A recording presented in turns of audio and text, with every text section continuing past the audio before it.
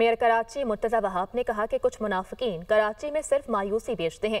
मुनाफिकीन इंतजार करते हैं कि कराची में कोई हादसा हो। तुम्हारे पास कराची के 9 टाउन्स हैं मगर काम सिफर है। सब कुछ इनके पास है मगर काम करने की नीयत नहीं। कराची शहर के ज़िले में सारे टाउन उनके हैं, सब कुछ उनके पास है, लेकिन अगर कुछ नहीं है तो काम करने की नीयत नहीं है। और ये है फ़र्क पाकिस्तान पीपल्स पार्टी का और मुनाफिकीन का।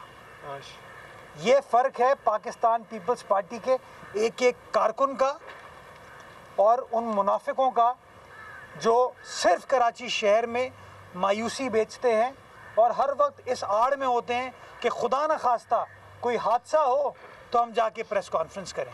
कराची शहर में 9 टाउनों में तुम बराजमान हो, अरबों रुपए तुम्हारे पास तरक्याती फंड्स की मद में मौजूद है, लेकिन काम सिफर। हम काम करना जानते हैं और काम करना चाहते हैं। मुनाफिक ना काम करना चाहते हैं ना काम करना जानते हैं। काम करो, बातें ना करो। मुनाफिकत से शहर नहीं चल सकता।